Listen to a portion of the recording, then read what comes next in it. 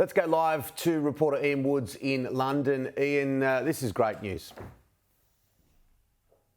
It is great news, but you've got to remember he still has cancer and he's still being treated for cancer. So it is very much one step at a time. And what you are going to want to know about in Australia is whether or not he's going to be well enough to visit Australia later in the year. Now, even before this quite upbeat announcement from Buckingham Palace within the last few hours, the working assumption was that the visit to Australia alongside Queen Camilla would go ahead.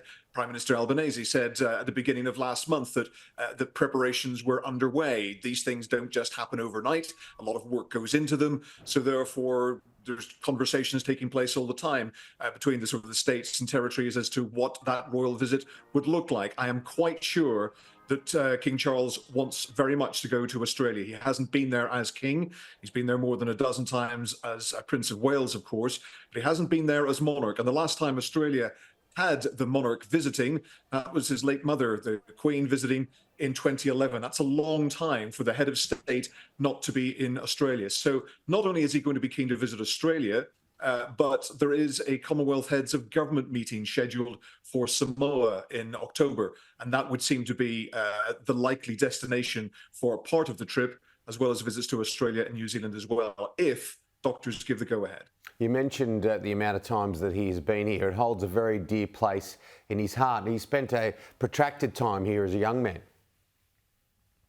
Yeah, he had part of his education there, spent many months in Australia. So it's a place he knows very well. I remember as a young man seeing pictures of Charles in the waves off Sydney and being kissed by girls and so forth. That was quite a thing in the 1970s that you hadn't really seen for the royal family before. So Australia has had some very memorable moments in King Charles and previously Prince Charles's life.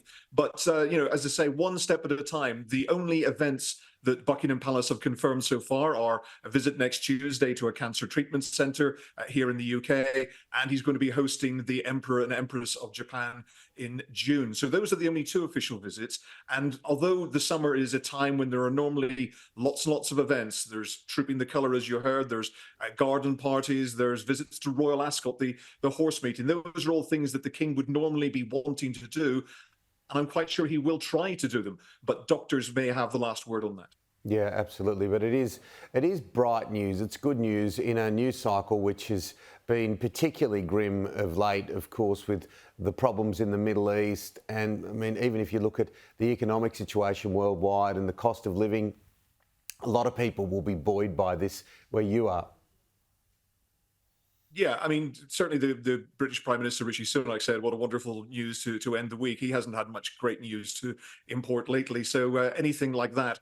But it is news. It is a statement of fact that has come from Buckingham Palace tonight, and that is also important because there's been something of an information vacuum at times, and we know that when there is a lack of news, there leads to a lot of speculation. It's only a few days ago that there were reports circulating that he was very unwell, that his funeral plans were being updated. Now, those funeral plans are updated all the time from the moment he ascended to the throne, so no surprise there. But reports that his cancer was worse than expected did seem to be strange, because when we saw him at Windsor on Easter Sunday, he did seem very well. He did seem very upbeat. And the fact that he was shaking hands with members of the public and a lot of members of the public caused a few raised eyebrows here. Well, that suggests that there's no problem with his immune system or anything like that, and worrying about catching illnesses from other people. So that will be at the forefront of doctors' minds as well, that if there are public events, it's one thing to be shaking hands with people outside, but in a packed room, is fatigue going to set in? These are all things to consider as well. And as we say, he is still undergoing treatment for cancer.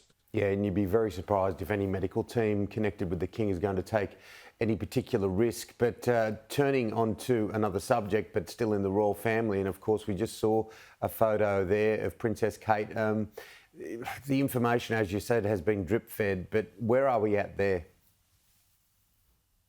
We've heard no more words since that appearance a few weeks ago, and Friday seemed to have become the day for royal health announcements, because it was on a Friday as well that video of the Princess of Wales was released, in which she said that she too was having cancer treatment, and saying that she would take some time. And now Prince William, her husband, has been out and about, resuming royal duties in the past week or so, but nothing, no news further to report on the princess. It could be several more weeks, I think, before we see her in public. But the very fact that she was able to talk openly about her cancer treatment, although not specifically what sort of cancer treatment she's having or what sort of cancer she has, just like her father-in-law, the king, has not, we have not been given any information as to what sort of cancer he has or exactly what his treatment is. But the fact that they are being open and talking about cancer is good news for a lot of people who are suffering from cancer as well. You know, 1 in 2 people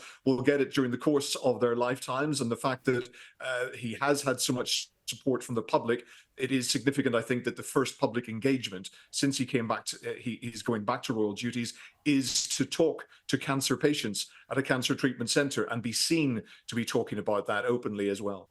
Yeah, absolutely. And I think that everybody is collectively thinking and hoping and praying that they'll both be okay and thrive into the future. Ian, I really appreciate you coming on the program.